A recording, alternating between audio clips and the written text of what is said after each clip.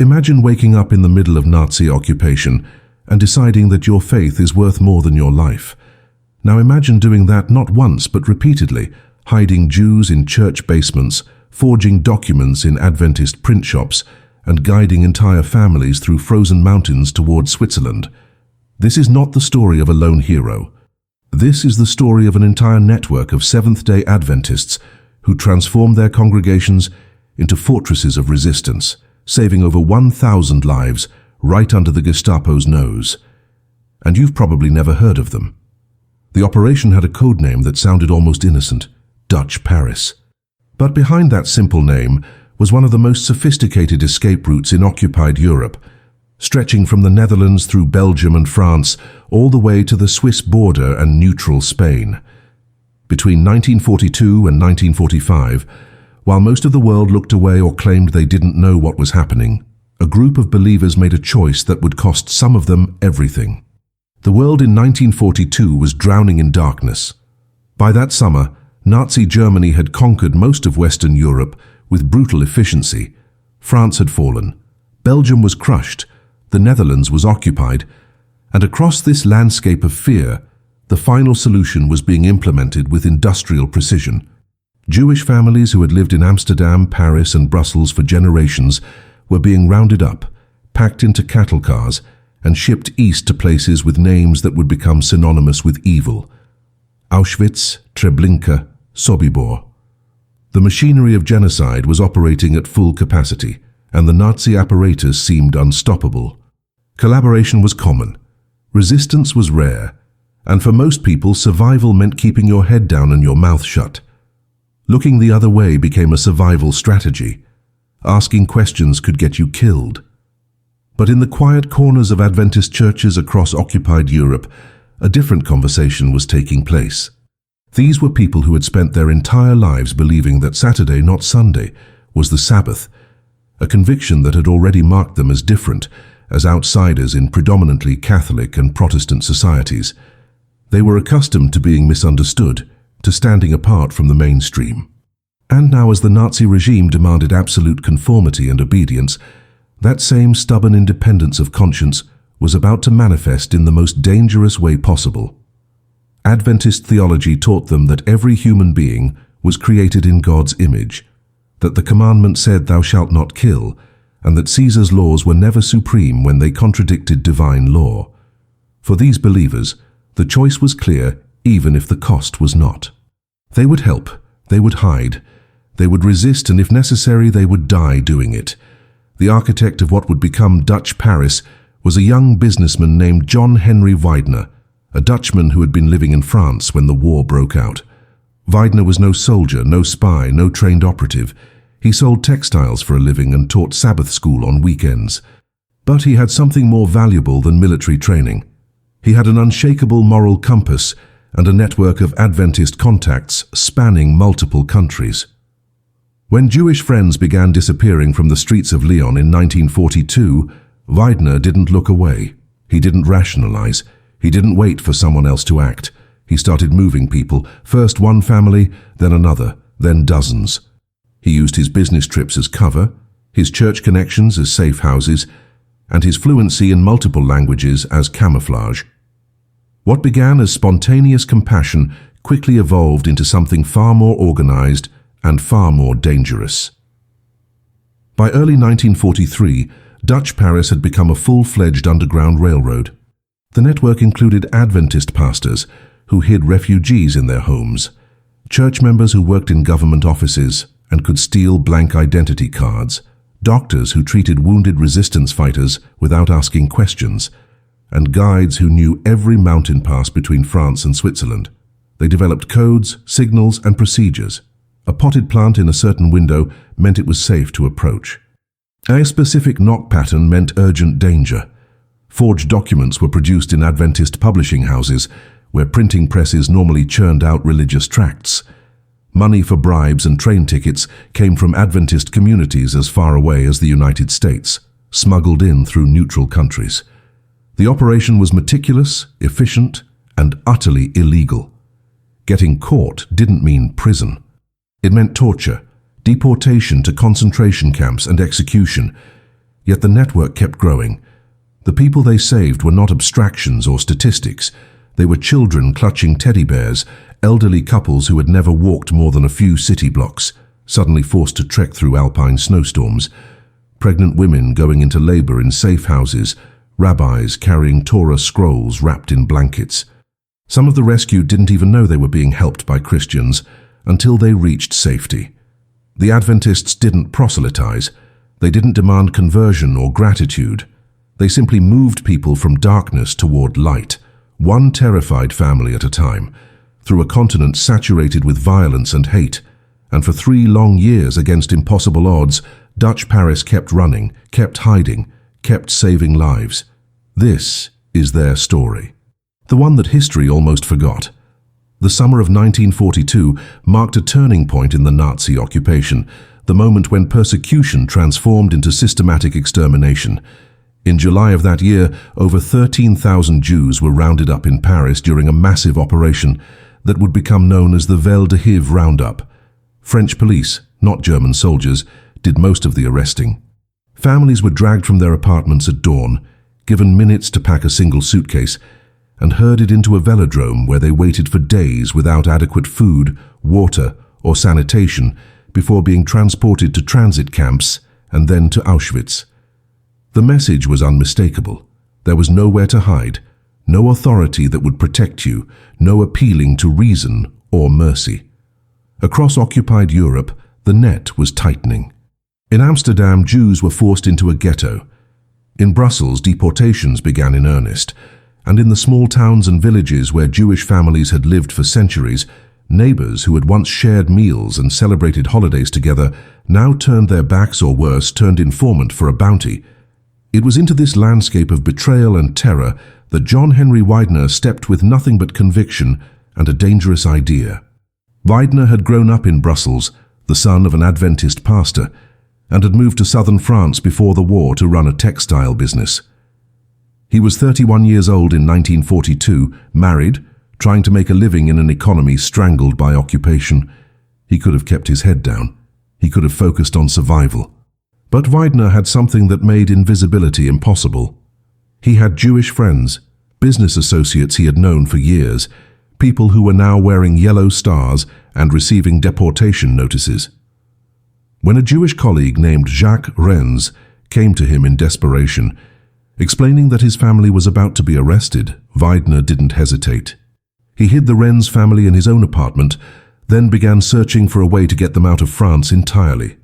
That search led him to the Swiss border, to a network of mountain guides and sympathetic border guards, and to the realization that if he could save one family, he could save more. Weidner's plan was audacious in its simplicity. He would create a pipeline, a relay system that moved refugees from occupied zones through a series of safe houses until they reached neutral territory. But he couldn't do it alone. He needed people he could trust absolutely, people whose commitment to the mission would override their instinct for self-preservation. He turned to the one community he knew shared his values, the Seventh-day Adventist Church. Weidner began recruiting fellow church members, approaching them quietly after Sabbath services, explaining the risks and the stakes. Some said no, terrified of the consequences, but many said yes. Adventist pastors opened their homes. Church administrators provided forged papers. Lay people became guides, couriers, and scouts. Within months, a network was forming, stretching from Amsterdam through Brussels and Paris down through Lyon and into the French Alps, with tendrils reaching into Switzerland and Spain. The name Dutch Paris emerged almost accidentally, a combination of Weidner's Dutch heritage and the French capital, where much of the coordination took place. But the network was far more extensive than the name suggested. It included over 300 active members at its peak, operating across 4 countries, conducting missions that required split-second timing and nerves of steel. A typical rescue operation might involve forging identity documents in a print shop in Lyon, smuggling those documents to Paris via train, meeting a Jewish family at a predetermined location, guiding them on foot to a safe house in the countryside, then moving them in stages toward the mountains. Each handoff was a potential disaster. Each train ride risked inspection by Gestapo agents. Each safe house could be raided at any moment. The people doing this work were not trained soldiers or intelligence operatives. They were shopkeepers, teachers, nurses, and pastors whose only qualification was an unshakable belief that silence in the face of evil was itself a sin. By the end of 1942, Dutch Paris had saved its first 50 refugees. But the machinery of genocide was accelerating, and the demand for escape routes was growing exponentially. Weidner knew that to save hundreds, possibly thousands, he would need to expand operations, recruit more guides, establish more safe houses, and take even greater risks. The question was no longer whether the network would be discovered.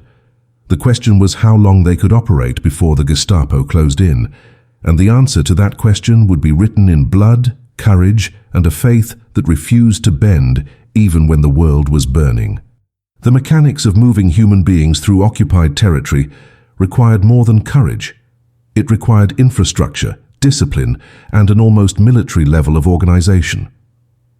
Weidner understood that spontaneous compassion, while noble, would only save a handful of lives before the entire operation collapsed under its own chaos. What Dutch Paris needed was a system, a repeatable process that could scale without sacrificing security. So Weidner began building exactly that, transforming a ragtag group of volunteers into something resembling an underground railroad with stations, conductors, and strict protocols. Safe houses were established at strategic intervals along the route, typically no more than a day's travel apart. Each safe house operator knew only the locations immediately before and after their position in the chain, a compartmentalization strategy that meant capture of one link wouldn't compromise the entire network. Communication happened through coded messages and trusted couriers, never through direct contact that could be traced. The forged documents produced by Dutch Paris were masterpieces of deception, created with a level of care that could mean the difference between life and death. Adventist publishing houses, which normally printed religious literature and church bulletins, became factories for false identity papers. Blank documents were stolen from government offices by sympathetic clerks or purchased on the black market at extraordinary cost. Expert forgers, some of them church members with backgrounds in printing and graphic design, would then fill in the blanks with fictitious names, birthplaces, and occupations. A Jewish refugee named Sarah Goldstein might become Marie Dubois, a Catholic seamstress from Normandy. The backstory had to be airtight because Gestapo agents and French collaborationist police were trained to spot inconsistencies. Where were you born? What church did you attend? What's your mother's maiden name? A single wrong answer could unravel everything. Dutch Paris developed entire fictional biographies for their charges, coaching them on their new identities during the early stages of the journey, drilling them until the lies became second nature. The mountain crossings into Switzerland were the most dangerous phase of any rescue operation, a gauntlet of physical exhaustion and constant fear. The Alpine passes between France and Switzerland were heavily patrolled by German border guards and Swiss authorities who, despite their neutrality, were under pressure to turn back illegal immigrants. The journey often began in the French town of Annecy, a jumping-off point where refugees would be handed over to specialized mountain guides who knew the terrain intimately. These guides, many of them Adventist farmers and woodsmen who had spent their lives in the Alps, led groups through narrow trails across frozen streams and over ridges where a single misstep could mean a fatal fall. The crossings usually happened at night to avoid detection, which meant navigating treacherous paths in complete darkness, often in winter conditions where temperatures plunged below zero. Children had to be carried. Elderly refugees struggled with the altitude and the pace. Some didn't make it, collapsing from exhaustion or exposure, their bodies left behind because stopping meant capture for everyone. Financing this operation was a constant grinding challenge that required creativity and desperation in equal measure. Moving people required money for train tickets, bribes to border guards, payments to safe house operators who were risking everything, and funds to support refugees who arrived with nothing but the clothes on their backs. Weidner initially used his own savings and profits from his textile business, but that ran dry within months. He then turned to the broader Adventist community, sending appeals through church channels that reached congregations in neutral countries like Switzerland and even as far as the United States.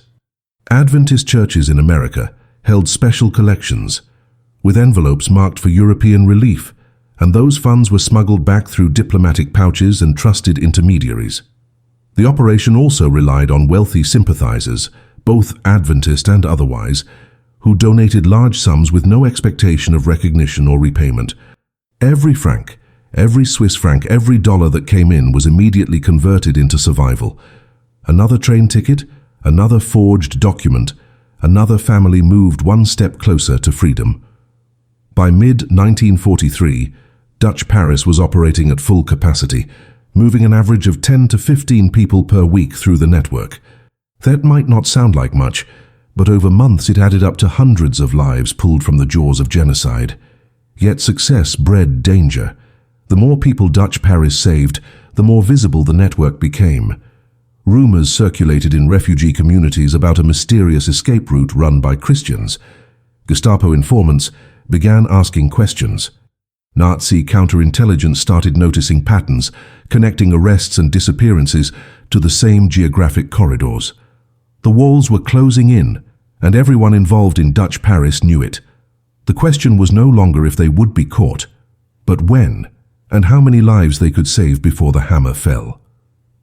The people who joined Dutch Paris were not recruited from the ranks of professional spies or seasoned resistance fighters. They were ordinary believers whose lives before the war had been defined by Sabbath services, church potlucks, and debates over biblical prophecy. There was Gabriel Nahas, a Syrian-born Adventist pharmacist in Paris who used his shop as a drop point for refugees and stored forged documents behind bottles of medicine on his shelves. There was Salomon Chait, a Dutch Adventist who worked as a courier, carrying messages and money across borders hidden in the false bottom of a briefcase. There was Marga Appel, a young woman who guided children through the mountains, singing hymns to keep them calm when the trails became too frightening. These were people who had never imagined themselves as heroes, who went to bed every night terrified that the Gestapo would kick down their door at dawn, yet woke up every morning and chose to continue the work. Their motivation wasn't political ideology or nationalist fervor. It was something simpler and more profound. They believed God was watching, and they could not live with themselves if they did nothing. The daily reality of resistance work was a grinding blend of tedium and terror, long stretches of waiting, punctuated by moments of pure adrenaline. A typical day for someone in Dutch Paris might involve sitting in a cafe for hours, pretending to read a newspaper while actually watching for a contact who might or might not show up. It meant memorizing train schedules, knowing which border crossings were staffed by sympathetic guards and which were manned by zealots. It meant learning to read faces in a crowd, to spot plainclothes Gestapo agents by the way they scanned a train car, to sense when something felt wrong and abort a mission at the last second. The mental strain was enormous. Every knock on the door could be the end. Every stranger asking directions could be an informant. Sleep became difficult because nightmares were indistinguishable from waking reality, yet the network kept functioning because its members drew strength from each other and from their faith. Sabbath services became clandestine strategy sessions. Prayer meetings doubled as dead drops for information. The church, which had always been their community, became their bunker. Children presented unique challenges and heartbreaks for the Dutch Paris network. Many of the refugees being smuggled were families with young children, and keeping a child quiet and calm during a tense border crossing or a long train ride through occupied territory required tactics that bordered on psychological manipulation. Guides would tell children they were playing a game, that staying silent was part of the rules, that the prize for winning was reaching a magical place called Switzerland. Some children understood the stakes and bore the terror with a maturity that no child should ever have to possess. Others were too young to comprehend why they had to leave their homes, why their parents were so frightened, why strange adults were passing them from hand to hand like packages. The network also dealt with orphans, children whose parents had already been deported or killed, and finding homes for these traumatized kids required mobilizing Adventist families willing to take in strangers and raise them as their own. Some of those children never learned their real names or their family histories. The war had erased their pasts, and all Dutch Paris could offer was a future. The betrayals, when they came, were devastating in ways that went beyond operational failure. Resistance networks always faced the risk of infiltration, of someone turning informant either for money or under torture or out of fear. Dutch Paris was no exception. In late 1943, a man who had been trusted within the network began feeding information to the Gestapo, providing names, addresses, and schedules in exchange for his own safety and a cash payment. The betrayal led to a series of raids across France and Belgium. Safe houses were stormed in the middle of the night, guides were arrested while escorting refugees, church members were dragged from their homes and thrown into interrogation cells, where Gestapo officers used methods refined through years of brutality. Some talked under torture, revealing more names, more locations. Others held out, enduring unimaginable pain rather than betray their comrades. The network lost over a dozen members in a single week, a catastrophic blow that nearly destroyed Dutch Paris entirely. Yet even as the Gestapo closed in, even as comrades were arrested and tortured, the network adapted and survived. Weidner ordered a temporary halt to operations, told everyone to go dark, to sever contact and wait for instructions. He reorganized the structure, cutting off compromised branches, recruiting new members to replace those who had been captured. The forgers moved to new locations, safe houses were abandoned and replaced. The mountain routes were altered to avoid areas where German patrols had increased. Within a month, Dutch Paris was operational again, more cautious, but no less determined. The lesson had been brutal. Trust was a luxury they could not afford, and every victory came with a cost measured in blood and broken bodies. But surrender was not an option, not while trains continued rolling east toward the death camps, not while children still needed saving. By 1944, the war had entered a new phase of desperation and hope colliding in brutal paradox. The Allies had landed at Normandy in June, and the liberation of France had begun, but liberation moved slowly, town by town, while the Nazi apparatus of extermination accelerated with frantic urgency. As German forces sensed the approaching end, they intensified deportations, trying to liquidate as many Jews as possible before the Allied armies could stop them. Trains packed with human cargo continued rolling toward Auschwitz, even as American and British forces advanced across France. For Dutch Paris, this meant the demand for their services reached a fever pitch. Refugees who had been hiding in attics and cellars for years suddenly risked exposure as German troops retreated through their towns, conducting house-to-house searches for resistance fighters, deserters, and anyone who could be used as leverage or slave labor. The network was operating on fumes, exhausted, traumatized, but driven by the knowledge that every day they kept running meant lives saved. The operations in this final year became increasingly audacious and improvisational. With traditional routes compromised and German security tightened, Dutch Paris began using methods that bordered on the theatrical. Refugees were disguised as wounded German soldiers and transported in Red Cross ambulances driven by sympathetic medical personnel. Forged Gestapo identification papers were created with such precision that they passed inspection at multiple checkpoints. In one legendary operation, a group of Jewish children was hidden inside coffins labeled as victims of typhus, transported across Paris in a funeral procession complete with weeping mourners, all of them Dutch Paris operatives playing their roles with conviction. The psychological toll of such operations was immense. Guides had to maintain perfect composure while knowing that a single slip, a single moment of panic or hesitation would mean death not just for themselves, but for everyone depending on them. Yet they kept going, kept improvising, kept finding ways to move people through a landscape saturated with violence. The toll on Weidner personally was staggering and deeply personal in ways that shattered even his iron resolve. In March of 1944, his younger sister Gabrielle was arrested by the Gestapo in Paris. Gabrielle had been one of the most active members of Dutch Paris, managing safe houses and coordinating refugee placements. Her arrest came after a botched operation where an informant had compromised a meeting location. Gabrielle was interrogated for days, subjected to torture designed to break her will, and extract the names of everyone in the network. She gave them nothing. Not a single name, not a single address, not a single detail that could endanger her comrades. After weeks of interrogation, Gabriel was deported to Ravensbrück concentration camp in Germany, where she died just months before the camp was liberated. For Weidner, the loss was unbearable. His sister had paid the ultimate price for their shared conviction, and he carried that grief like a weight that never lifted. Yet he did not stop. He could not stop. To stop would have meant her sacrifice was meaningless.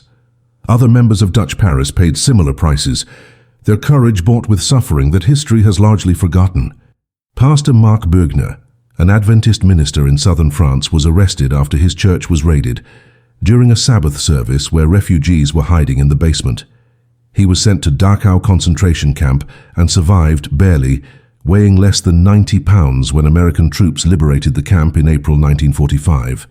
Jacques Calmer, a Dutch guide who had led dozens of groups through the Alps, was caught on his final mission in February 1944. He was executed by firing squad 2 weeks later. His last words, according to a fellow prisoner who survived, were a verse from Psalms. Salomon Chait, the courier who had crossed borders with messages hidden in his briefcase, was arrested in Brussels and tortured so severely that he lost the use of his right hand. He survived the war but never fully recovered, spending the rest of his life with tremors and nightmares. These were not abstractions. These were real people with families, with dreams, with futures that were stolen, because they chose to stand between evil and its victims. Yet despite the arrests, the torture, the executions, and the constant fear, Dutch Paris continued operating until the very end of the war.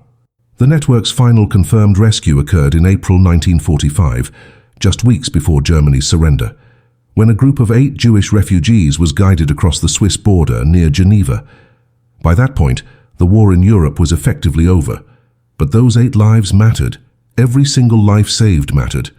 When the final accounting was done, when historians pieced together the fragments of records and survivor testimonies, the numbers told a story that still seems almost impossible. Dutch Paris, a network of Christian believers operating with no government backing, no military training, and no resources beyond faith and determination, had saved over 1,000 lives. 1,000 human beings who would have been ashes at Auschwitz were instead alive because a group of Adventists decided that their theology demanded action, no matter the cost. The stories of those who were saved by Dutch Paris reveal the human dimension of what statistics can never fully capture. There was the Weinberg family, a Jewish couple with 3 young children who had been living in a hidden attic in Amsterdam for nearly 2 years, surviving on scraps and living in constant fear that their landlord would turn them in for the bounty the Nazis offered for every Jew reported. When Dutch Paris made contact through an intermediary in early 1944, the family had less than a week before their hiding place was scheduled for inspection by German authorities conducting a neighborhood sweep. The extraction was executed with precision that saved their lives by hours. They were moved through 5 different safe houses over 3 weeks, traveling by train, by farm truck, and finally on foot through mountain passes where the youngest child, a 4-year-old girl, had to be carried the entire way because she could not keep pace. The Weinbergs reached Switzerland in February 1944 and survived the war, eventually emigrating to America, where they settled in New York and never forgot the strangers who had risked everything to save them. Then there was the case of Rabbi Eli Monk, a prominent religious leader in Paris who had refused to flee France because he felt obligated to stay with his congregation even as deportations decimated the Jewish community. By late 1943, Monk's presence had become untenable. The Gestapo knew who he was, and it was only a matter of time before he was arrested. Dutch Paris convinced him to leave, not for his own sake, but because his survival would mean the preservation of knowledge, of tradition, of a living link to a community being systematically destroyed. Monk's escape was complicated by his refusal to travel on the Sabbath, a religious conviction that Weidner and his team respected, even though it added layers of logistical difficulty to an already dangerous operation. They scheduled his movements around the Sabbath, ensuring he could observe his faith even while fleeing for his life.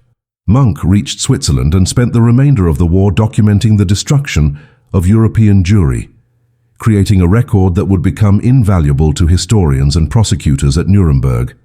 Not every rescue ended in success, and the failures haunted the network's members for the rest of their lives.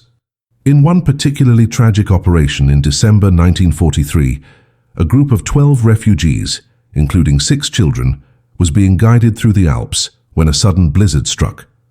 The guide, an experienced mountaineer named Pierre Vandel, made the decision to push forward rather than turn back, believing that German patrols had been alerted to their presence and that retreat would mean certain capture. The group became disoriented in the whiteout conditions, lost the trail, and spent an entire night exposed to sub-zero temperatures. By the time they were found the next morning by a Swiss border patrol, 3 of the children had died from hypothermia. Vandel survived, but was shattered by the loss. He continued working with Dutch Paris until the end of the war, but fellow operatives reported that he never smiled again, that the weight of those 3 deaths hung on him like a curse he could not escape. The psychological complexity of what Dutch Paris members experienced went far beyond simple heroism or courage. These were people living double lives, maintaining facades of normalcy, while conducting operations that could result in torture and execution. They attended church services and sang hymns while mentally reviewing escape routes and forged documents. They had dinners with neighbors who might have been collaborators or informants, making small talk while hiding refugees in their cellars. The cognitive dissonance was maddening. Some members developed stress disorders that would today be recognized as PTSD, experiencing flashbacks, panic attacks, and survivors' guilt that persisted long after the war ended. Others found ways to compartmentalize, to wall off their resistance work from the rest of their consciousness, though that too came with costs. The spouses and children of Dutch Paris operatives often had no idea what their loved ones were doing, which meant they lived with a parent or partner who was emotionally distant, distracted, sometimes inexplicably absent for days at a time. The relationship between Dutch Paris and other resistance networks was complex and sometimes fraught with tension. Not all resistance groups welcomed cooperation with religious organizations, viewing them as naive or ideologically unreliable. Communist resistance cells, which operated with ruthless efficiency in many parts of France, often distrusted Christians, seeing them as insufficiently committed to the broader revolutionary goals of the resistance. Yet pragmatism often overrode ideology. When Dutch Paris needed weapons or intelligence about German troop movements, they worked with communist networks. When communist groups needed safe houses or forged documents, they turned to Dutch Paris. The common enemy created strange alliances, temporary bridges between people who would never have associated under normal circumstances. What united them was not shared belief, but shared purpose, the determination to undermine Nazi power and save lives, even if their visions for the post-war world were radically different. The spring of 1944 brought both the promise of liberation and the reality of intensified terror. As Allied forces prepared for the invasion of Normandy, Nazi authorities became increasingly paranoid about resistance activities, launching sweeping counterintelligence operations designed to dismantle underground networks before they could support the coming Allied offensive. The Gestapo had been building dossiers on suspected resistance members for months, cross-referencing arrest records, intercepted communications, and reports from informants to create maps of how networks operated. Dutch Paris was firmly in their crosshairs. In February 1944, the Gestapo arrested a Dutch Paris courier in Lyon who, under torture, revealed the location of a major coordination center in Paris. The raid that followed was swift and brutal, with Gestapo agents surrounding a building at 3 in the morning and dragging 7 operatives from their beds.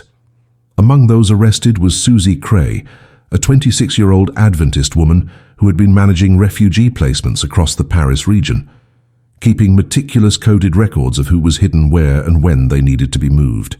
Her arrest was a catastrophic breach of operational security. Weidner faced an impossible decision in the aftermath of the Paris arrests. Standard protocol demanded that he shut down all operations, assume everything was compromised, and wait for the heat to die down. But waiting meant abandoning dozens of refugees who were already in motion through the pipeline, families who had been promised salvation and were now stranded in safe houses with nowhere to go if Dutch Paris went dark. Weidner chose to keep operating, but with modifications that reflected the new level of danger. He ordered the destruction of all physical records, every list of names and addresses that could be used against the network. Information would now be held only in the minds of operatives, a decision that made coordination more difficult, but eliminated the paper trail that could destroy them. He also instituted a rule of absolute compartmentalization. No operative could know more than 2 contacts in the chain, and all meetings would happen in public spaces where surveillance was difficult. The changes slowed operations, but increased survival odds. The interrogation methods employed by the Gestapo were designed not just to extract information, but to break the human spirit entirely. Prisoners were subjected to techniques refined through years of practice, sleep deprivation that lasted for days, beatings that targeted nerve clusters to maximize pain, waterboarding that induced the sensation of drowning, and psychological torture that involved threats against family members. Susie Cry endured weeks of this treatment in a Gestapo facility on the Avenue Foch in Paris, a building that had become synonymous with horror among resistance circles. Her interrogators demanded names, addresses, operational details, anything that could be used to roll up the entire network. They showed her photographs of other arrested operatives, some of them clearly taken after torture sessions, and told her that her cooperation could save their lives. It was a lie, of course. The Gestapo had no intention of showing mercy, but the psychological pressure was immense. Yet Cry, like Weidner's sister Gabrielle before her, gave them nothing of value. She provided false information, misdirection, and invented details that sent Gestapo agents on wild chases that wasted their time and resources. The broader strategic situation in mid-1944 added urgency to everything Dutch Paris was doing. The Allied invasion at Normandy on June 6th transformed the war's trajectory, opening a Western front that would eventually crush Nazi Germany between 2 advancing armies. But liberation was not instantaneous. It would take months for Allied forces to break out of Normandy, fight through France, and reach the eastern borders. During that time, Nazi authorities in the occupied territories behaved like trapped animals, lashing out with increased violence against anyone suspected of resistance activity. Summary executions became common. Entire villages were burned in reprisal for partisan attacks.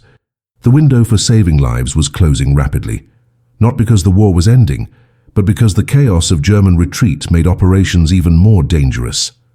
Retreating Wehrmacht units were desperate, hungry, and trigger-happy. Collaborationist French militias, knowing their own executions awaited them when liberation came, committed atrocities to prove their loyalty to their German masters. It was into this maelstrom that Dutch Paris continued sending guides and refugees, knowing that the odds of survival were dropping with every passing week. One operation during this period stands out for its sheer audacity and the stakes involved. In August 1944, just weeks after Paris was liberated by Free French and American forces, a group of 80 Jewish children was still trapped in a Catholic convent in Lyon, which remained under German control.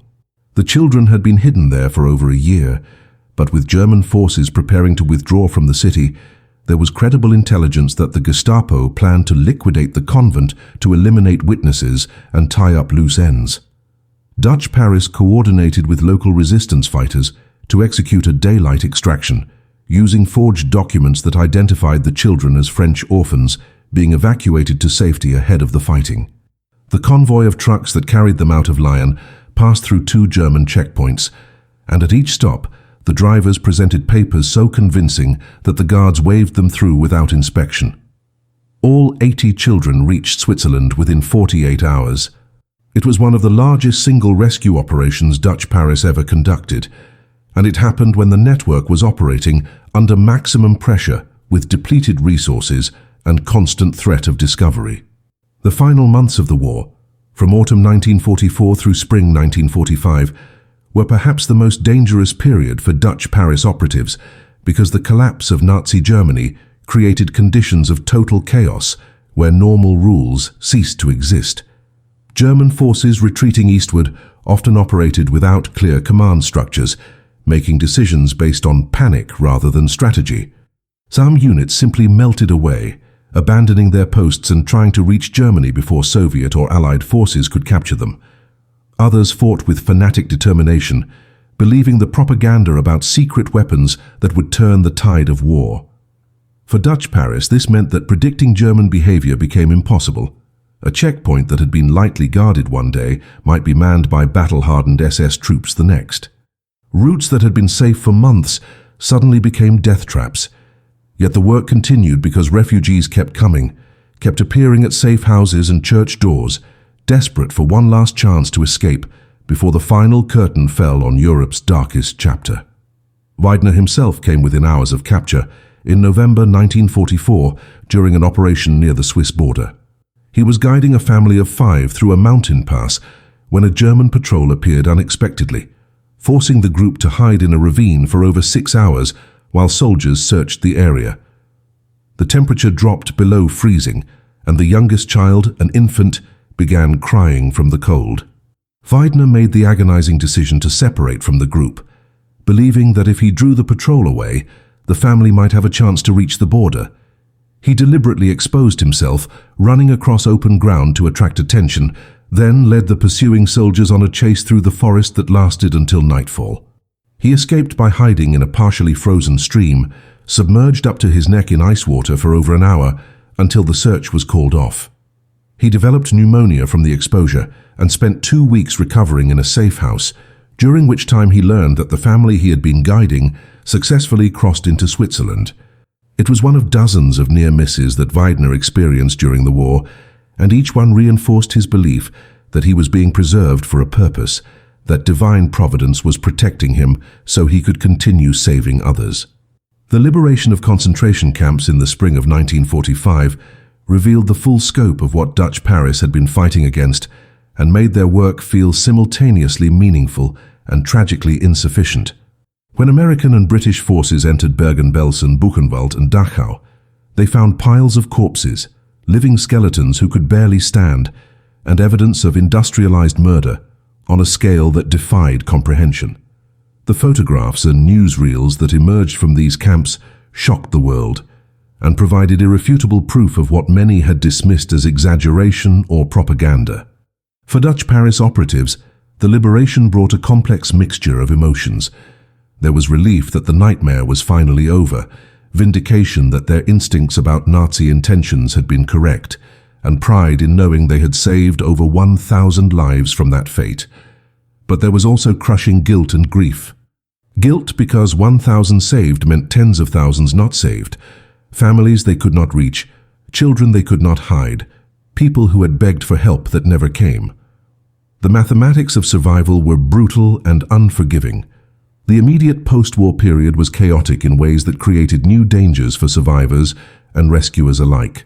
Europe was flooded with displaced persons, millions of people trying to return home or searching for lost family members. Infrastructure was destroyed, governments were in flux, and in some regions, anti-Semitism did not disappear with Nazi defeat, but persisted in ugly and violent forms. There were documented cases of Jewish survivors returning to their hometowns in Poland and being murdered by neighbors who had taken over their property and did not want to return it. Dutch Paris continued operating for several months after the war's official end, helping refugees navigate the bureaucratic nightmare of post-war Europe, securing immigration papers and connecting families with aid organizations. Weidner personally spent months traveling through displaced persons camps, searching for survivors who had been saved by Dutch Paris earlier in the war, trying to account for everyone and provide assistance to those who had nowhere to go. It was exhausting, thankless work that received no official recognition because the world had moved on to the next crisis. The human cost of what Dutch Paris accomplished became clearer as survivors began to speak, and as the operatives themselves tried to process what they had experienced. At least 30 members of the network had died during the war, executed by the Gestapo, killed in concentration camps or lost during mountain crossings. Dozens more carried permanent physical and psychological scars. Marriages had collapsed under the strain of years spent living double lives. Children had grown up with parents who were emotionally unavailable, haunted by nightmares and memories they could never fully articulate. Yet when asked decades later if they would do it again almost universally, the surviving members of Dutch Paris said yes without hesitation. They had been given a choice between complicity and resistance, between silence and action, and they had chosen to stand on the side of life even when death seemed inevitable. That choice, they believed, was the only one consistent with their faith and their humanity. When the war officially ended in May 1945, there were no parades for Dutch Paris, no medals pinned on chests in grand ceremonies, no official recognition from governments grateful for their service. The network simply dissolved, its members returning to lives that could never be the same as they were before. Weidner went back to his textile business, trying to rebuild a livelihood in a shattered economy. But the transition from wartime resistance leader to peacetime businessman was jarring and deeply unsatisfying. He found himself unable to focus on profit margins and inventory when he had spent years dealing in life and death. Many other operatives experienced similar struggles. Gabriel Nahas returned to his pharmacy in Paris, standing behind the same counter where he had once hidden refugees, but now serving customers who talked about mundane concerns while he carried memories of torture chambers and midnight mountain crossings. The psychological whiplash was severe. They had lived for years in a state of heightened alert where every decision mattered absolutely, and now they were expected to care about things that felt trivial by comparison. Some adapted, others never did. The attempts to document what Dutch Paris had accomplished were frustrated by the very secrecy that had made the network effective. Records had been destroyed to protect operational security. Many operatives had used false names or code names and never revealed their true identities even to each other. Survivors scattered across the globe, many of them wanting to leave Europe and its trauma behind, emigrating to America, Israel, Australia, anywhere that offered a fresh start. Tracking down these dispersed individuals to collect testimonies proved nearly impossible. In the years immediately after the war, when communication infrastructure was still recovering, and when many survivors were simply trying to survive, not reminisce. Weidner made it his personal mission to document the network's activities, spending years writing letters, conducting interviews, and piecing together a narrative from fragments. His efforts produced a partial record, enough to establish that Dutch Paris had existed and had saved significant numbers of lives. But the full scope remained elusive, and probably always will. The official recognition that eventually came was delayed and incomplete, a reflection of how post-war narratives were shaped by political considerations rather than historical accuracy. The French government, rebuilding its national identity after the humiliation of occupation and collaboration, preferred to celebrate communist resistance fighters and de Gaulle's Free French Forces rather than religious networks that didn't fit neatly into heroic national mythology. The Dutch government was similarly focused on highlighting its own resistance movements. Adventist contributions were marginalized, partly because the denomination was small and lacked political influence, partly because their motivations were religious rather than nationalistic, which made them less useful for post-war propaganda. It wasn't until 1964, nearly 20 years after the war's end, that Weidner was officially recognized by Yad Vashem, Israel's Holocaust Memorial Authority, as righteous among the nations, an honor given to non-Jews who risked their lives to save Jews during the Holocaust. Even then, the recognition was for Weidner individually, not for the broader network, and many Dutch Paris members who had contributed equally heroic service died without ever receiving acknowledgement. The survivors saved by Dutch Paris carried their own complex legacies forward into lives rebuilt from ashes. Many struggled with survivors' guilt, haunted by the knowledge that they had lived while millions perished, wondering why they had been chosen for salvation when so many others were not. Some channeled that guilt into activism, becoming advocates for human rights, educators who spoke to schools about the Holocaust, or supporters of Israel who saw the Jewish state as the ultimate response to European genocide. Others wanted nothing more than to forget, to bury the trauma and move forward without looking back. The children who had been saved, some of them too young to remember the details of their rescue, often learned the full story only decades later, sometimes after the deaths of their parents, who had shielded them from the worst memories. For these individuals, discovering that strangers had risked torture and death to save them was both overwhelming and inspiring, a debt that could never be repaid, but could perhaps be honored by living lives worthy of the sacrifice. The question of why Dutch Paris succeeded, where so many other resistance efforts failed or were betrayed, comes down to a combination of factors that created a perfect storm of effectiveness. The religious foundation provided both motivation and trust, a shared worldview that made betrayal less likely, because operatives believed they were accountable not just to each other, but to God. The compartmentalized structure limited damage when breaches occurred.